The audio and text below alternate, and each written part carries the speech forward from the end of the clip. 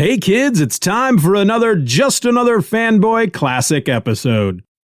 Is it just me or does that sound weird? I mean, I'm not sure why I didn't pick up on it the previous 13 times I've done one of these intros, but I can't stop thinking about the fact that I say it's time for another Just Another Fanboy Classic episode. I can't get past that. And frankly, I don't know how to fix it. You know, what other options do I have? Hey kids, it's time for a brand new Just Another Fanboy Classic episode. I can't say that because it's not brand new.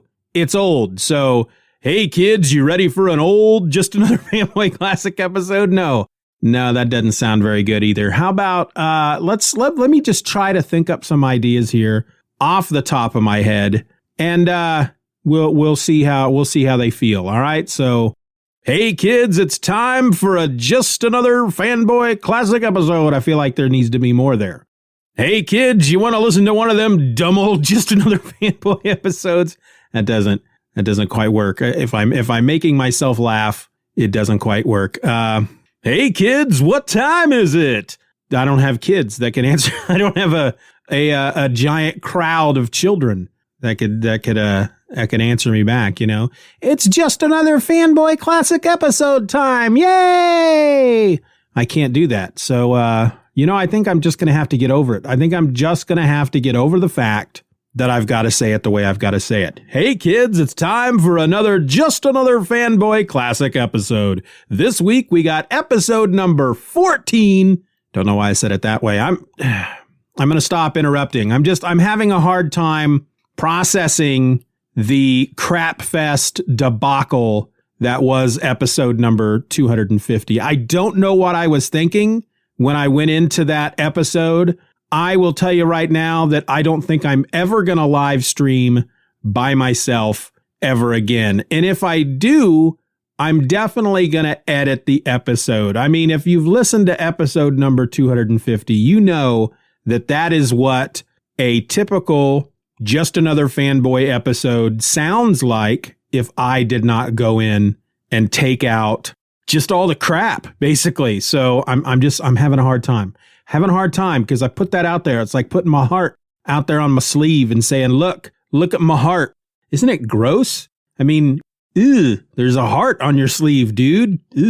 Anyway, I'm going to try this one more time. Okay. I apologize.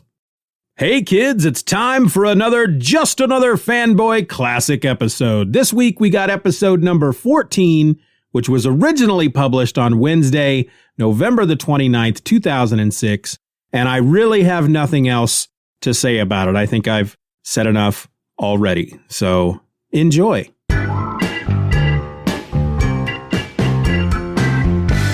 You're listening to Just Another Fanboy, the only podcast that cries in the middle of the night. Just Another Fanboy is a Lynx Broadcasting production. Lynx, like the cat. Meow. Just like a comic book! Just like a comic book! Just like a comic book! Just like a comic book! Welcome to episode number 14 of Just Another Fanboy.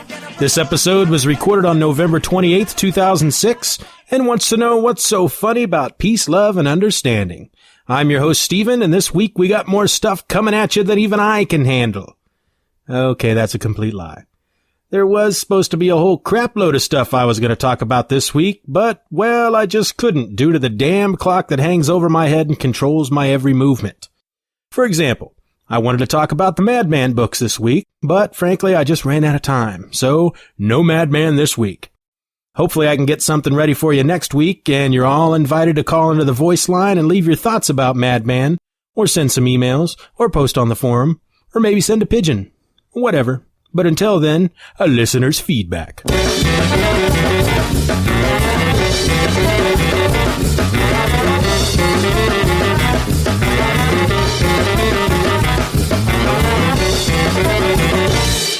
Hello, my name is Alfredo, as in the chiffon, Alfredo, and I would recommend me because I have the tasty sauce and I have the long noodles.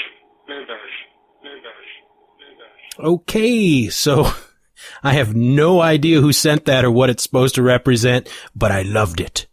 So you think you can top the wackiness? Or maybe you have something legitimate to talk about? Well, then call the hotline. Call it at 1-877-309-8367, extension 212.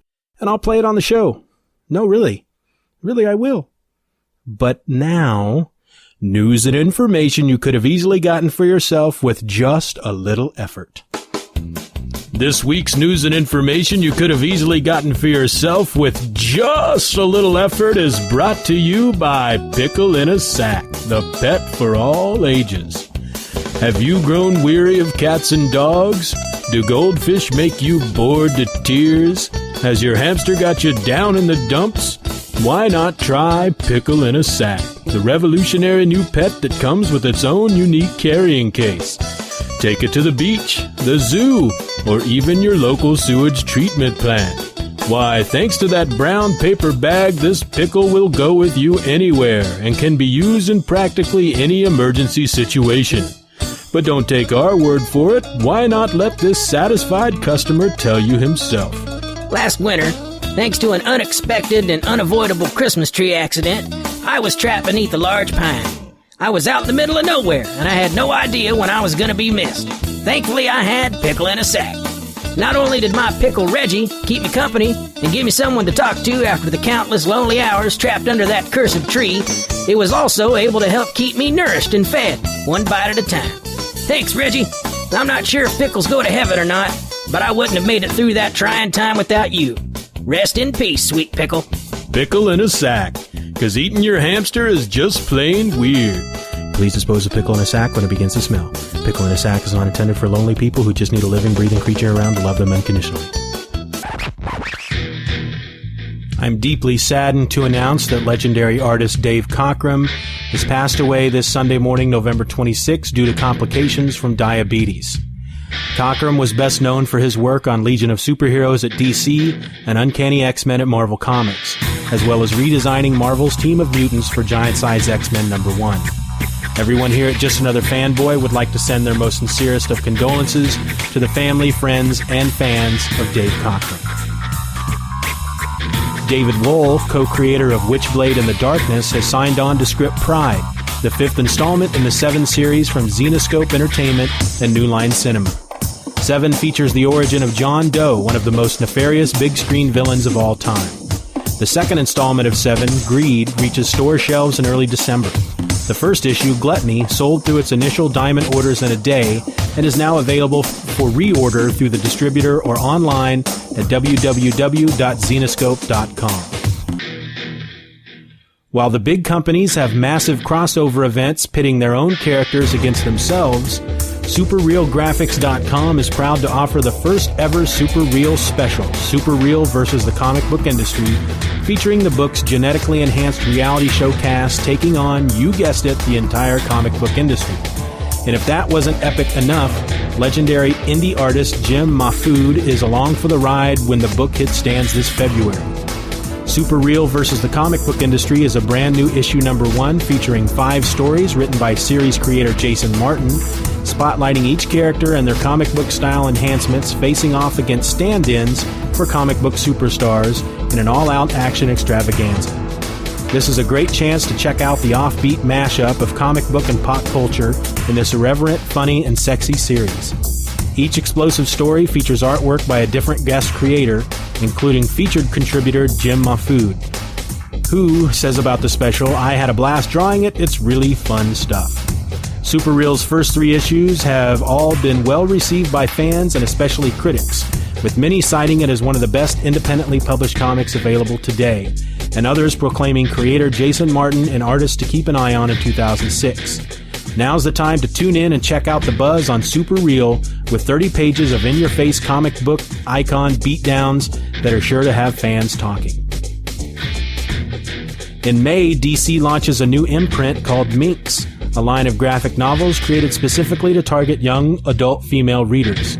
The imprint will kick off with 6 titles in 2007, each retailing for less than $10, including such titles as The Plain Janes, Clubbing, Regifters, and Good as Lily. In TV news, Sci-Fi Channel has given a green light to Tin Man, a wild SF reimagining of The Wizard of Oz, as its next 6-hour original miniseries. Written by Stephen Long Mitchell and Craig Van Sickle, Tin Man is slated to begin shooting in Vancouver, BC in early 2007, with an eye to a December 2007 premiere. Casting is currently underway. Sci-Fi is reteaming with RHI Entertainment to produce Tin Man. The miniseries is a sometimes psychedelic, often twisted, and always bizarre take on The Wizard of Oz. It centers on DG, a young woman plucked from her humdrum life and thrust into the Outer Zone, the OZ, a fantastical realm filled with wonder, but oppressed by dark magic. DG discovers her true identity, battles evil winged monkey bats, and attempts to fulfill her destiny. Her perilous journey begins on the fabled Old Road that leads to a wizard known as the Mystic Man. Along the way, she is joined by Glitch, an odd man missing half his brain, Ra, a quietly powerful Wolverine-like creature longing for inner courage, and Kane, a heroic former policeman known in the OZ as a Tin Man, who is seeking vengeance for his scarred heart. Ultimately, DG's destiny leads her to a showdown with the wicked sorceress Azcadelia, whose ties to DG are closer than anyone could have imagined. Tin Man will be executive produced by RHI's Robert Halmy Sr. and Robert Halmy Jr. Mitchell and Van Sickle will also serve as executive producers. On DVD this week, An Evening with Kevin Smith 2 2-disc set, Clerks 2, Superman 2, the Richard Donner cut, Superman Returns, Superman Serials 1948 and 1950 collection 4-disc series, and Thundercats Season 2, Volume 2 6-disc series. And that was this week's news and information you could have easily gotten for yourself with just a little effort. And now my comic book picks of the week.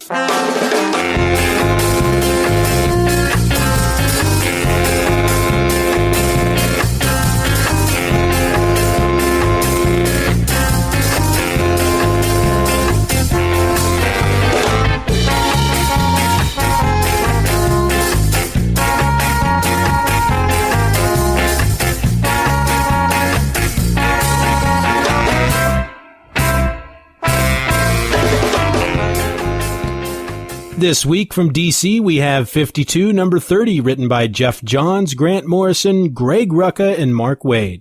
Breakdowns by Keith Giffen, covers by J.G. Jones.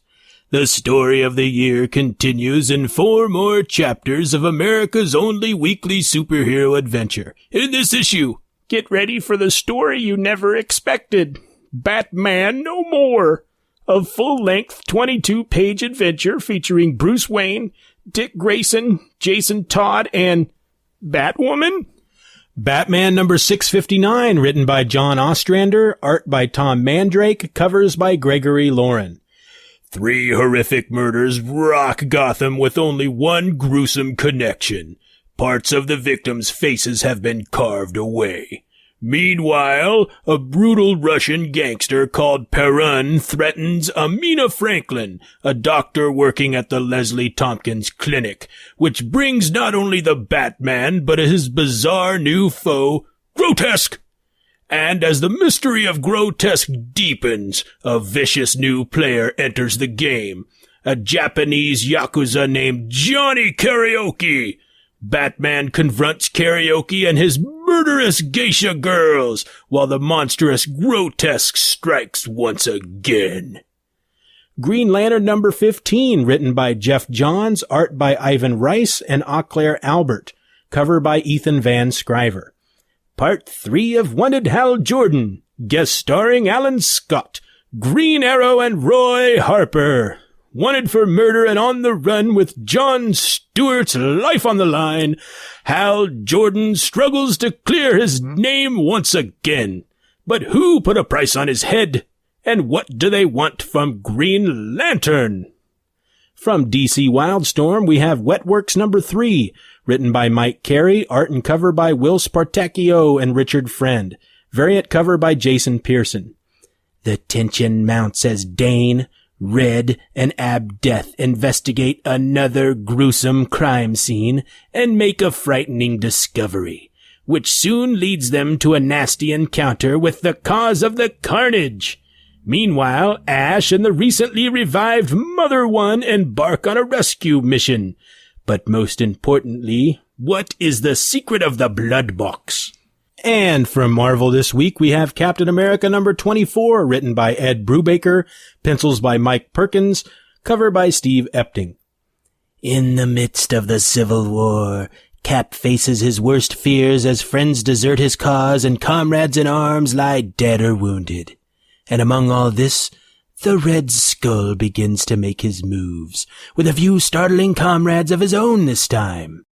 This stunning conclusion to Drums of War sets the stage for the next year of Captain America stories that will have everyone talking. And Onslaught Reborn number 1, written by Jeff Loeb with art by Rob Liefeld.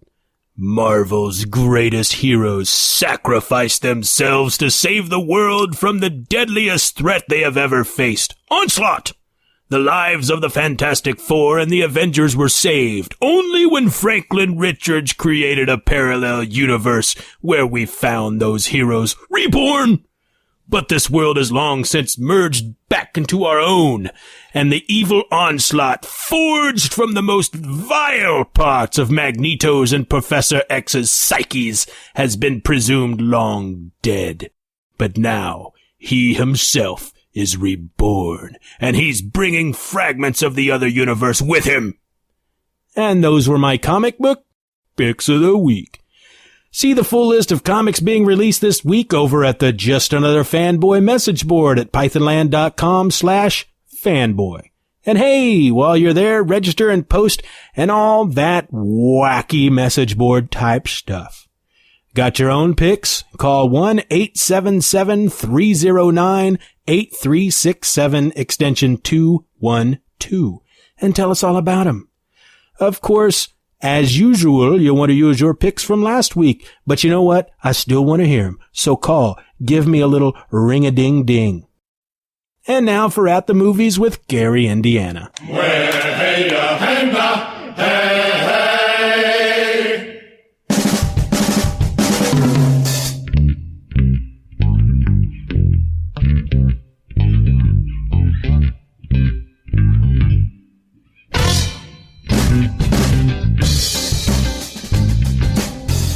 Howdy, everybody.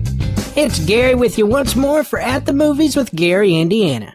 Well, since ain't nobody even submitted a guess for last week's movie, I'm gonna up and assume that ain't nobody figured out what it is. So what I'm gonna do is give you another line from the same movie. And now this week's movie quote. Someday I think you and I are gonna have a serious disagreement. Do you think you know the movie? Email us here at justanotherfanboy@gmail.com and give us your guess. Remember to include the name you want us to use in the show at the bottom of your email.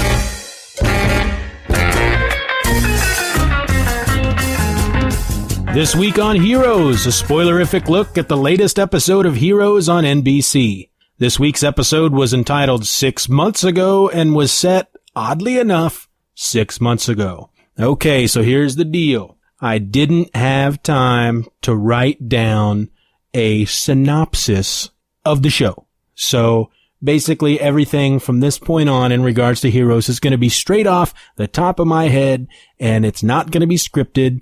And it's going to sound like Le Poopy, and frankly, don't care. So, okay, we learn the origin of Sylar.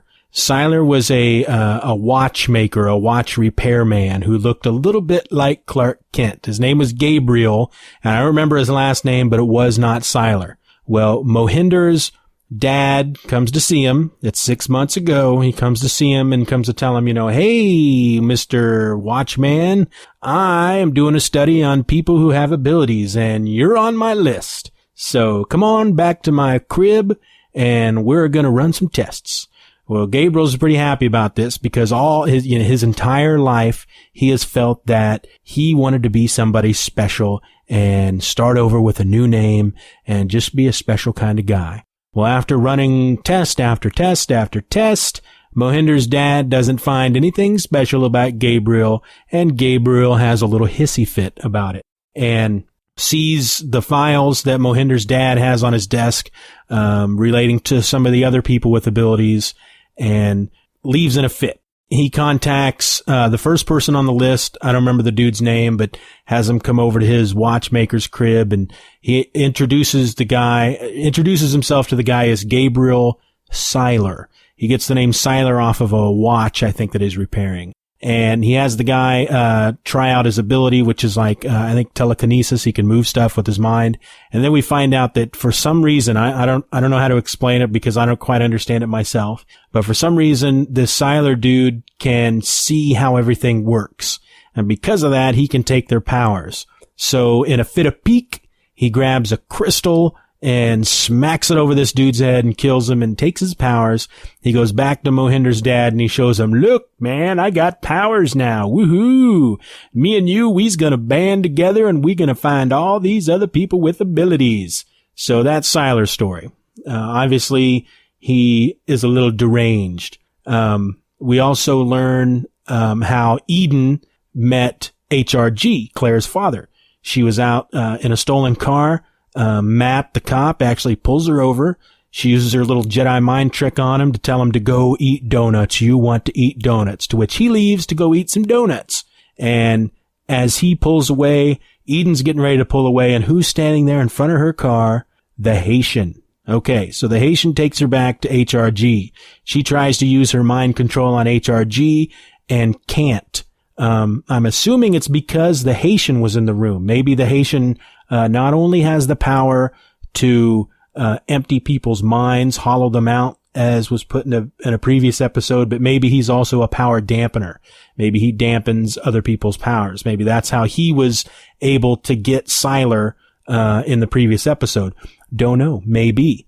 But HRG tells Eden basically she's got to work for him. Okay? What he wants her to do is go see Mohinder's dad, because HRG at one point in the episode is also visited by Mohinder's dad.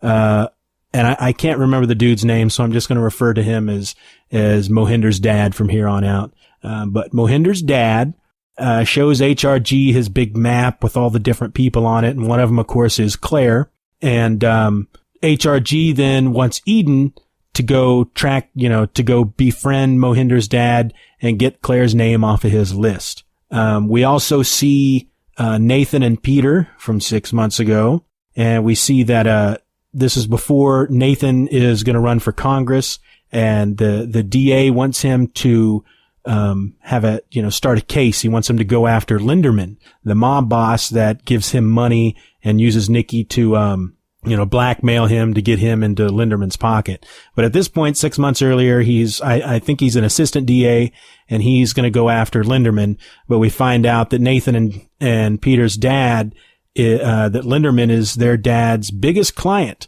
So if he goes after Linderman, then he's got to take out their dad as well. Linderman's men go after Nathan and his wife as they're cruising back from a party on an empty highway, and they come up in a big black SUV and try to run him off the road.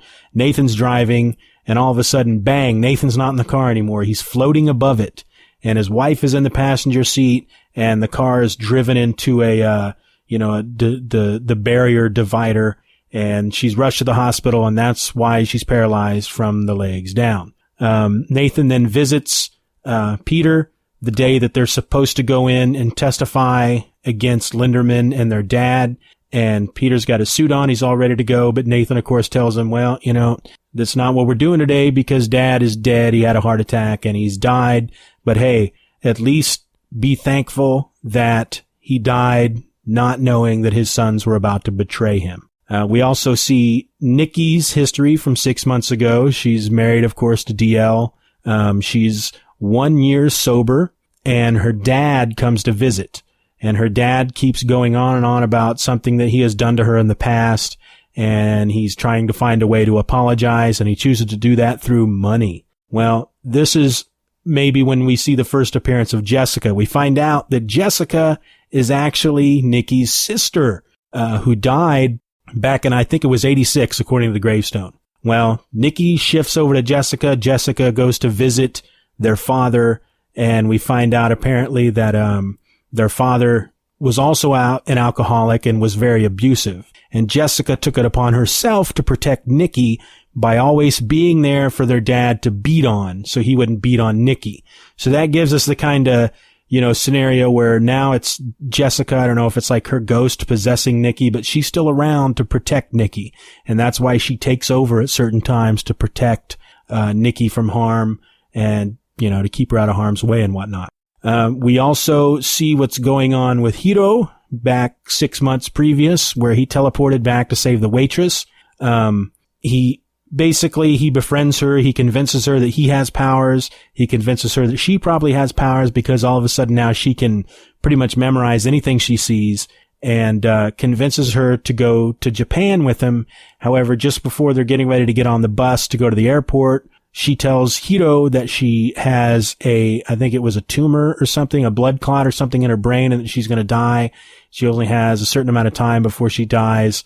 And she tells Hiro that she loves him. And they go to kiss, and all of a sudden, bang, he's no longer in Texas anymore. He's now back in Japan. And it's present day, from what I understand, because he's on this rooftop where all his fellow businessmen are doing their little exercises.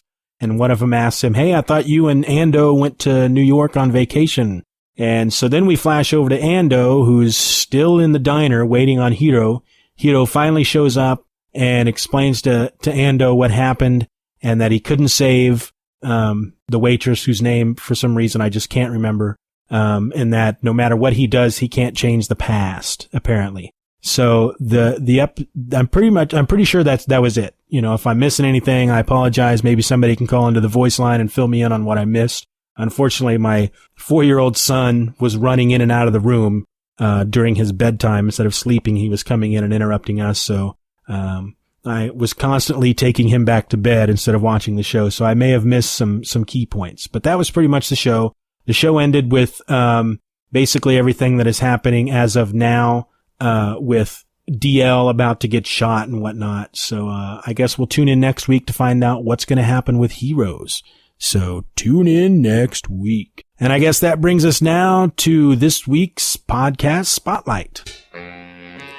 In this week's comic book spotlight, we take a look at the Comic Timing podcast at speakgeekspeak.com/comic timing. Here's a description straight from the mouth or keyboard of the show's host, Ian. Comic books are a medium that has grown substantially over the years, but what is behind that growth? What do comic fans look for in a book? What's new and tantalizing for the average fan?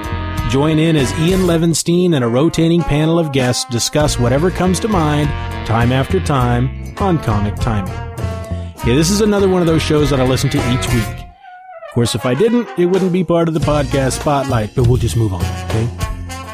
This is another one of those roundtable discussion shows, but with, as Ian stated, a rotating panel of guests.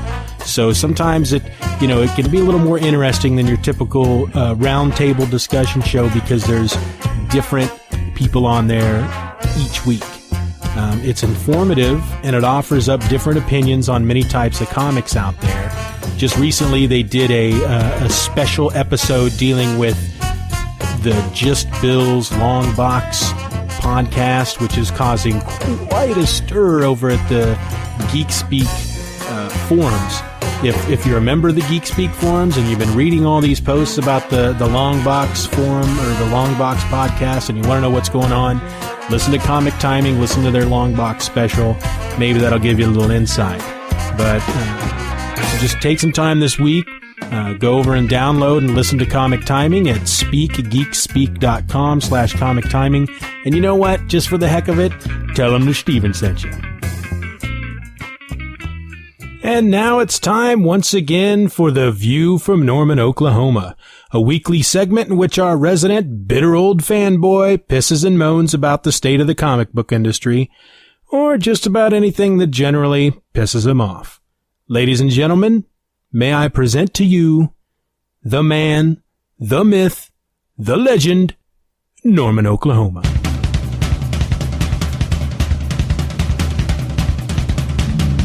Here we go. And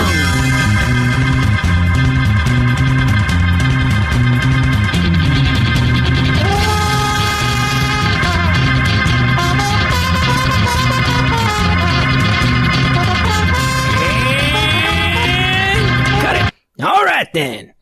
I got me a couple of items to talk about this week.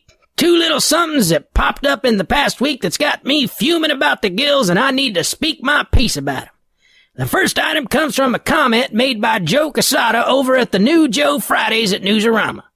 This past Friday, in the reader's questions section of the weekly article, a reader asks, and I'll cut out the non-pertinent stuff, Joe, Civil War number 5 displays Spidey versus Bullseye, Venom, and Green Goblin.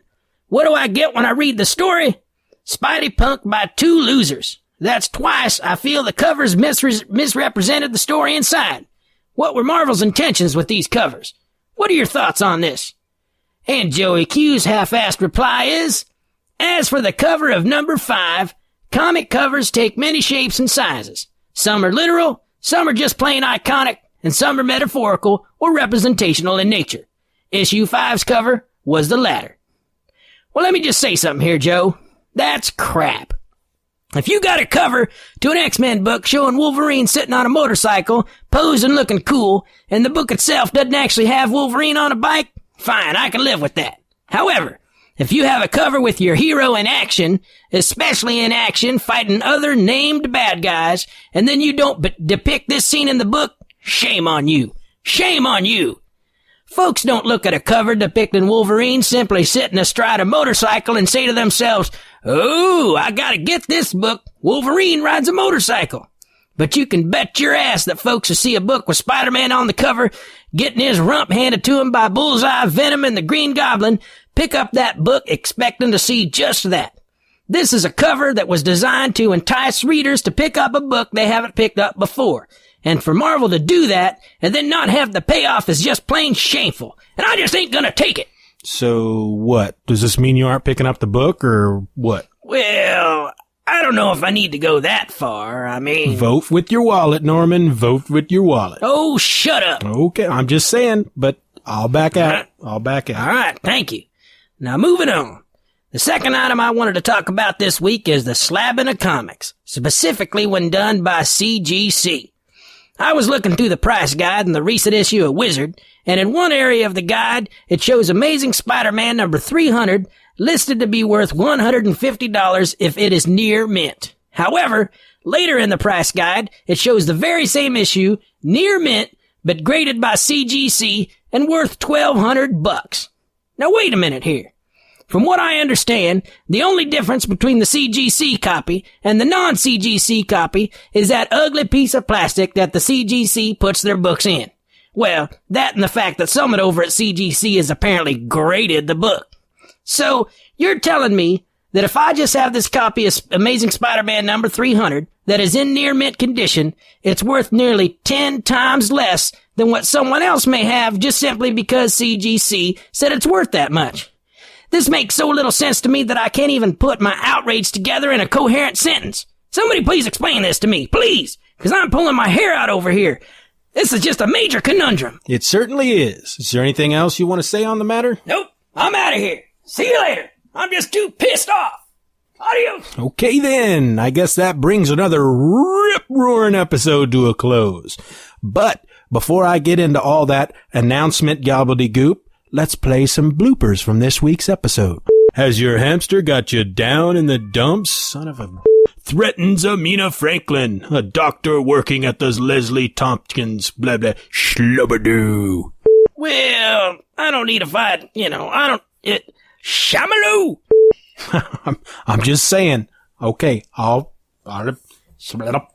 And so ends the blooper portion of our show. That was stupid. Well, that's your opinion. Well, doesn't matter. It was still stupid. Yeah, it was kind of stupid. Wasn't it, though? I mean, damn, that weren't funny. I mean, you might as well be farting on the microphone. That'd be funny. Yeah, that would be kind of funny, wouldn't it, Norm? Farting on a microphone. That sure would be funny. Okay, let's wrap it up, boys. We gotta finish this show. Sorry. Take a moment to show me how much you care and love for this show. You can do that by emailing me at justanotherfanboy@gmail.com. You can also post at the message board at pythonland.com/fanboy. Let me repeat that. pythonland.com/fanboy.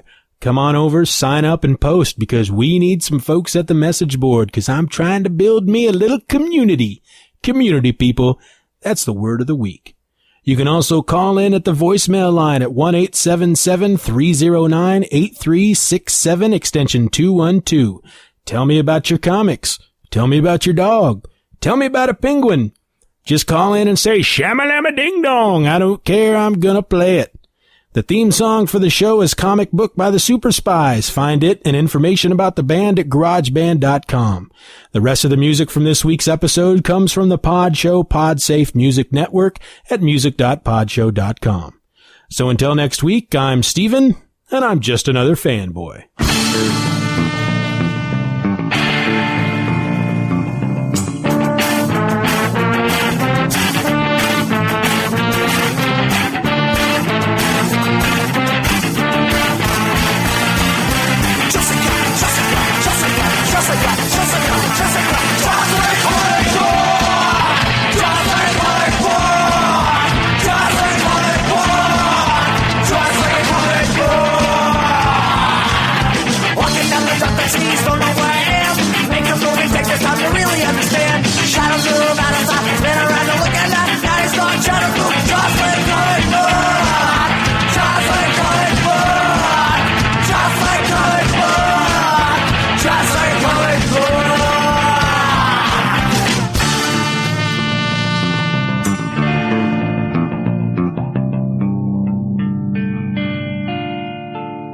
Bye-bye, Daddy.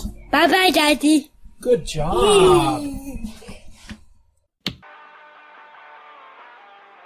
I mean, what was I thinking? Why would I do that? Why would I do that to myself? Why would I purposely put out an episode showing all of my flaws? I mean, there's enough flaws in a regular episode as it is.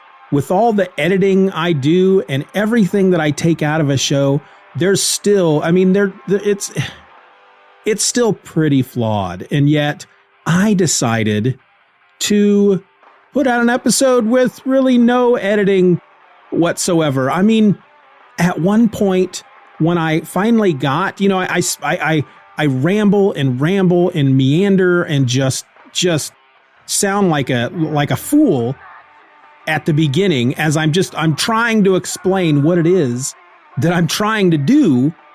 And I didn't have anything written down. I didn't have anything at all written down. Well, maybe next time you should probably try to write stuff down. Well, okay, Abner, you make a good point. I probably should have planned it a little better, but sometimes, I do episodes where I don't have, I don't plan it at all. Well, and some of them are some of the best episodes you've ever put out. Exactly. That's exactly my point. That's what I was trying to do. I know. All I'm saying is you didn't feel, I mean, when I was sitting in the sound booth, putting everything all together when you was getting ready to start podcasting, you didn't look like you were comfortable. You looked like you were out of sorts. You'd gone to town and... Yeah, I know. I went to town and I thought I was going to be back in time to, throw some notes together. You know the way I am. I know you like to keep stuff to the last minute, and that's, I mean, I guess that can be fun, but, look where it got you. You're right. I know. I should have done some planning. I understand. I get the point you're trying to make, okay? You don't have to beat it into my head. Boy, there you go again. That rage, 0 to 60 in the drop of a hat. I'm sorry. I don't mean to take it out on you, Abner. You're one of my closest friends. You've always been here for me to help me when it comes to getting this podcast ready. You're there in the sound booth. You're like my beacon of light. Oh, well, that's nice. That's nice. I think that's one of the nicest things you've ever said to me. Well, I mean it. You know, I'm not just talking out of my butt here, Abner. I didn't think you were. Are you getting? Is your rage kicking up again? Do you need to take a breath? No, I'm fine, Abner. And I just wish I would have did. I don't think you said that right. I think it's done. I don't know. I don't have a book of grammar here in front of me. Done. I wish I would have done things a little different. Yeah, no, that's what I should have said. I wish I would have done things a little differently for episode 250. I think the live stream was a mistake. Well, I think it was a mistake too, but you know, you can't look at it like that. You can't sit here and worry about what you've done. You can only learn from those mistakes and do better going forward. That's a really good point, Abner. That's, again, you reach in to the darkness of my heart with the candle that is your heart, and you make me feel a little better about things. Well, that's what friendships are for, ain't it? You and me, we pals. We are indeed, Abner. We are indeed. So are you going to end up wrapping up this show, or we just going to keep talking like this for hours on end? I think we should probably... I think we should wrap it up. I think we should wrap it up. So, I guess we'll wrap it up. Let's wrap it up then, sonny boy. Let's get that done. That's what I'm saying. Let's wrap it up. Well, then do it. Wrap it up. That's what I'm trying to do, Abner. I'm trying to wrap it up. You really need to see somebody about that rage. I know. I'm sorry. I'm sorry, Abner. Let's. Are you okay there? You sound like a broken record. I'm out of sorts, Abner, and that's. I tend to, just. It's okay. Cough it up. It's in there. It's in your heart. Just let it out. I just, when I get anxious and nervous and upset, I have a hard time saying what I'm trying to say. And I think what I'm trying to say, Abner, is let's wrap it up, and I'll make you some eggs. Oh, eggs sound nice. Okay, eggs it is.